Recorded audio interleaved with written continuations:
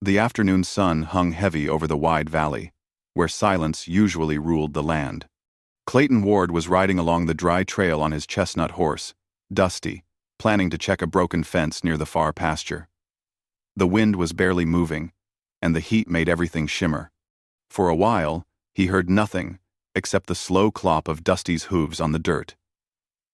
Then, somewhere close, a faint crying sound reached his ears. At first he thought it was an animal, maybe a wounded calf or a coyote pup. But after a moment, he realized it was too sharp, too human. It was the cry of a child. Clayton stopped the horse and listened carefully. The sound came again. The cry was weak, but filled with fear. Clayton turned Dusty toward it and followed the sound. As he got closer, the crying became clearer. After a short ride, he found a small figure sitting near an old, dried creek bed. The boy looked no older than 6 or 7.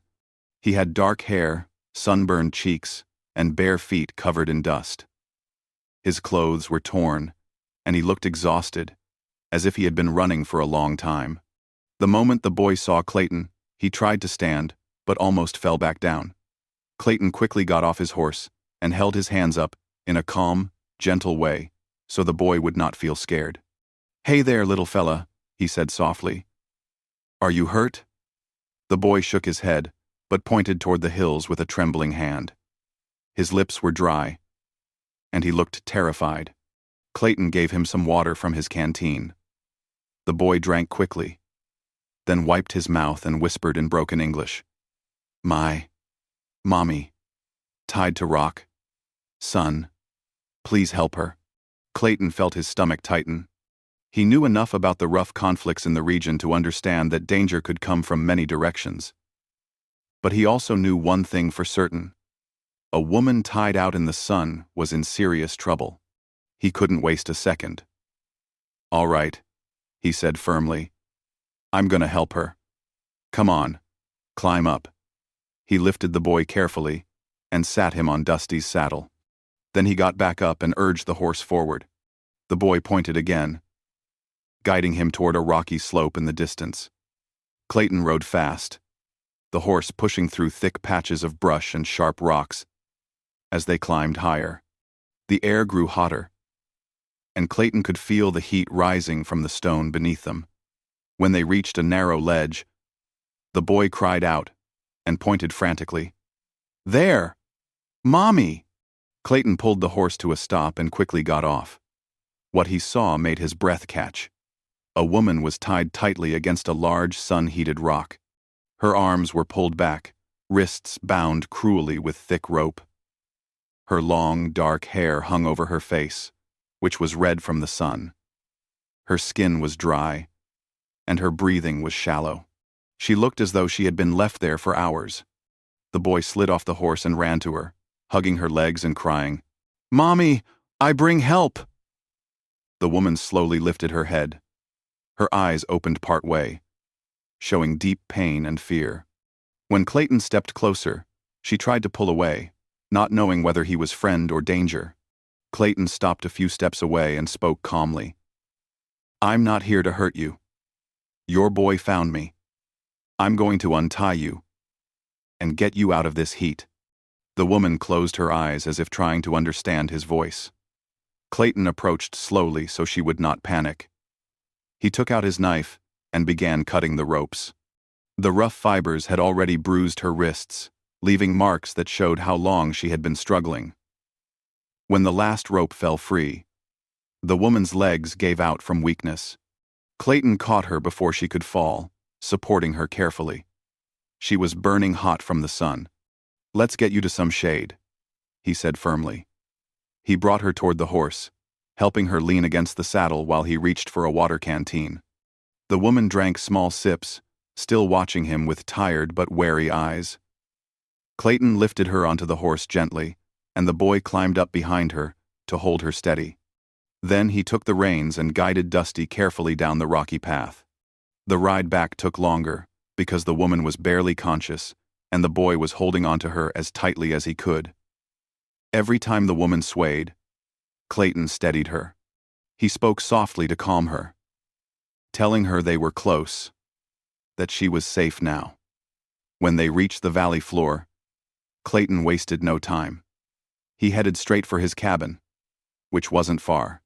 It was a simple wooden place with a small porch, but it was safe, quiet, and sheltered from the sun. Once they arrived, Clayton helped the woman down from the horse. She tried to stand on her own, but her legs trembled. The boy held onto her skirt, afraid she might fall again. Clayton brought her inside and laid her on a small bed near the window. He opened the shutters to let in a gentle breeze. Then he fetched cool water and a cloth to lower the heat on her skin. The woman watched him carefully, still unsure of him, but too weak to push him away. The boy stayed by her side, holding her hand and whispering in their own language. Clayton gave the boy a small cup of milk and some bread. The child ate quickly, clearly very hungry. Clayton noticed the woman looking at the food with hesitation. She seemed unsure if she could trust him. To make her feel safe, Clayton sat down on the floor a few feet away, showing he meant no harm. "You can rest," he said softly. "You're safe here." After some time, the woman finally drank more water and took a bite of the bread. As the sun began to lower outside, her breathing became steadier. The boy fell asleep beside her, still holding her hand.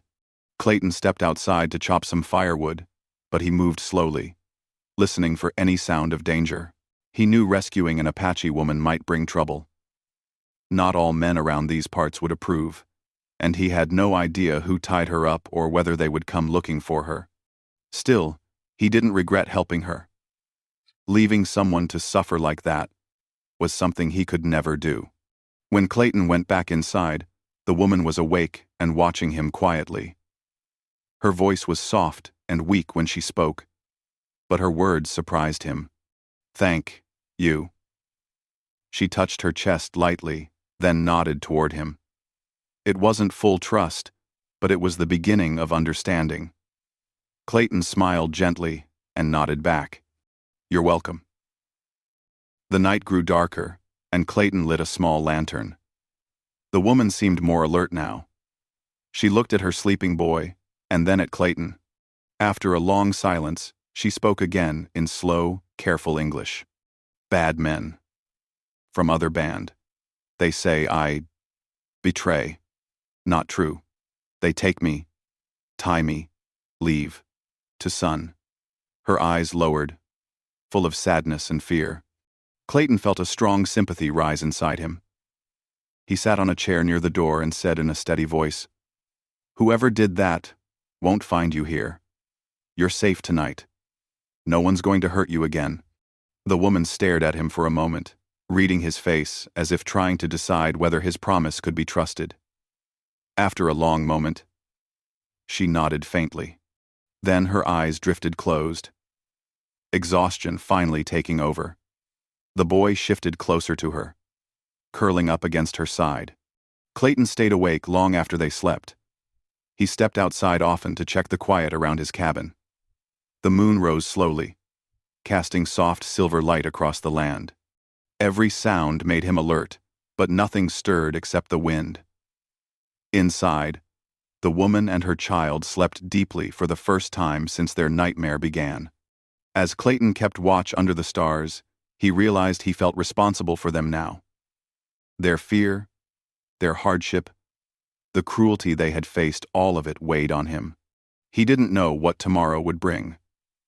But he knew something had changed inside him the moment the boy cried out for help. He couldn't walk away from them. Not now. Not ever. And whatever dangers waited beyond the next sunrise, Clayton was ready to face them for the sake of the woman and her child. The next morning, the sun rose slowly, casting long golden rays across the valley. Clayton had been awake early, as usual, checking the fences and ensuring Dusty was fed and watered. When he looked toward the horizon, a small cloud of dust caught his attention. At first, he thought it was nothing more than a wandering herd of deer, but as he focused, he realized the dust came from the movement of horses. Riders were approaching, and their pace was steady, purposeful. Clayton's heart tightened. He had a bad feeling. Inside the cabin, the woman and her son were still asleep. Clayton knew immediately who these men were, likely to be the same group that had left her tied to the rock. He felt a protective surge. He moved quickly but quietly inside, gently waking the woman. "There are men coming," he said softly. Her eyes opened, wide with fear.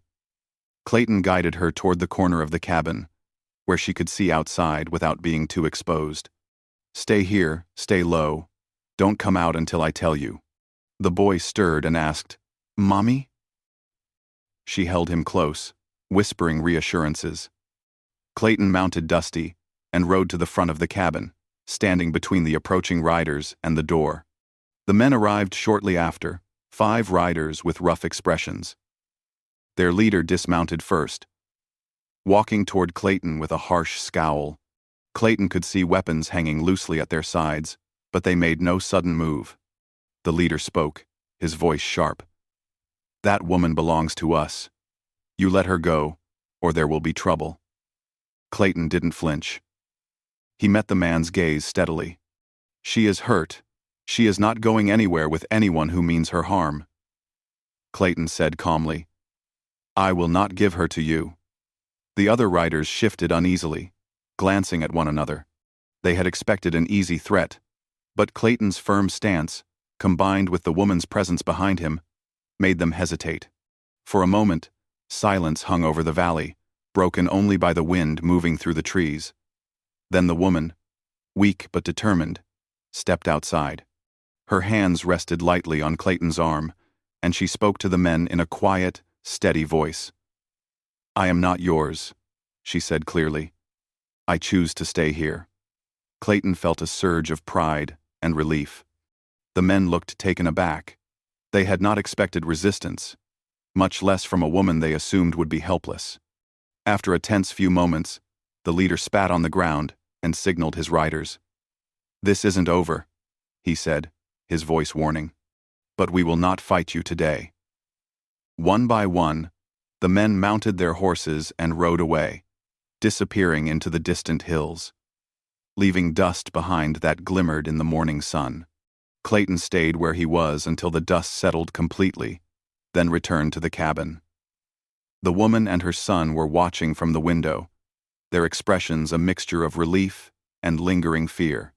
Over the next few days, the woman began to recover from her ordeal. Clayton helped her bathe with warm water and clean clothes. He gave her food, small portions at first, until her strength returned. The boy stayed close to Clayton, calling him the brave cowboy, his small voice full of admiration. She learned that he had lived alone on this ranch for many years, having lost his family long ago.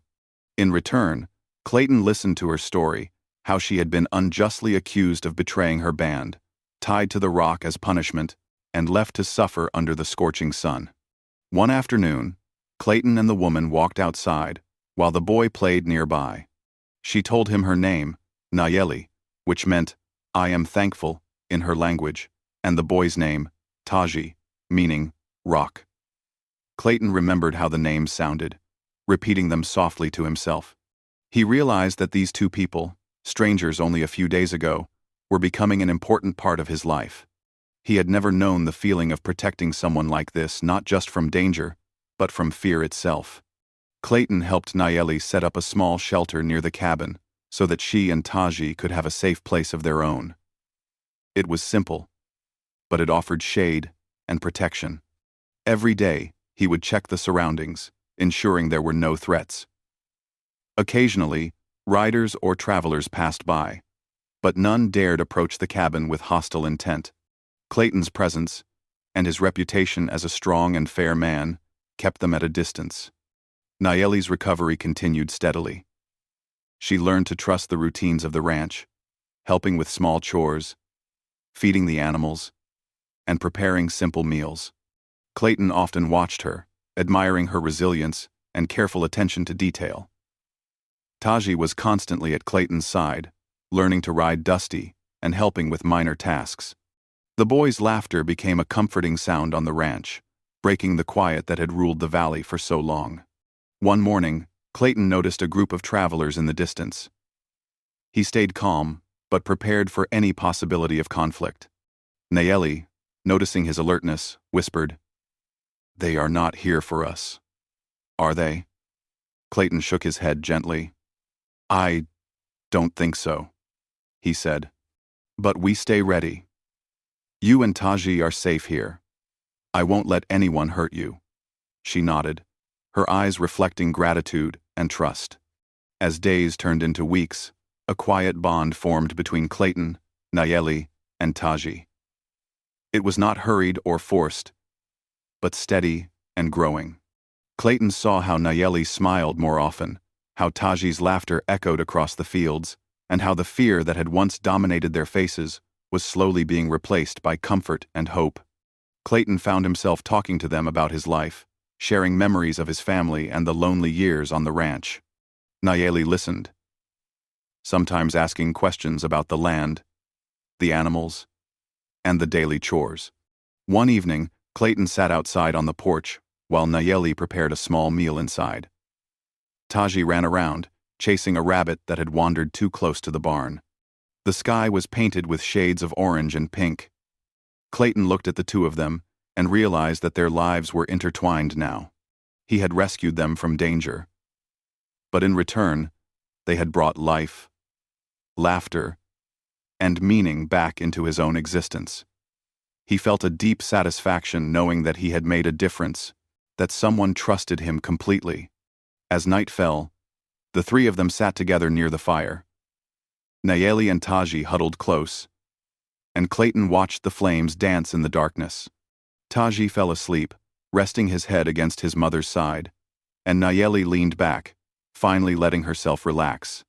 Clayton knew the challenges were not over, danger could return at any time, and the world outside the valley was unpredictable. But at that moment, there was peace. The bond between them was strong, built on courage, trust, and care. Clayton realized that the rescue had changed more than just Nayeli and Taji's lives. It had changed his as well. He had found purpose in protecting them. And in return, he had discovered a connection he had thought he would never feel again. The night passed quietly, with the stars shining brightly above the valley. Clayton made a silent promise to himself and to them. Whatever came next, he would stand firm, ready to face any challenge, to keep them safe. By the following morning, the sun rose again, casting its warm glow across the valley. Clayton watched Nayeli and Taji, now strong and playful, moving through the yard with ease. They were learning, laughing, and living again. The hardships they had endured were not forgotten, but they were no longer defining their lives. Together, they had begun to rebuild what had been broken. Clayton felt hope, not just for them, but for himself as well. In the heart of the frontier, amidst danger and uncertainty, three people from very different worlds had found a way to create a new family built on trust, respect, and courage. The story of that rescue, and the days that followed, would remain with them forever, a reminder of bravery, kindness, and the power of one person's choice to help another. Clayton knew that life would continue to challenge them. But as long as they stayed together, they could face anything. Nayeli, Taji, and Clayton had become more than just survivor, child, and rescuer. They had become a family, bound not by blood, but by the actions that had saved them, and the care that now kept them safe.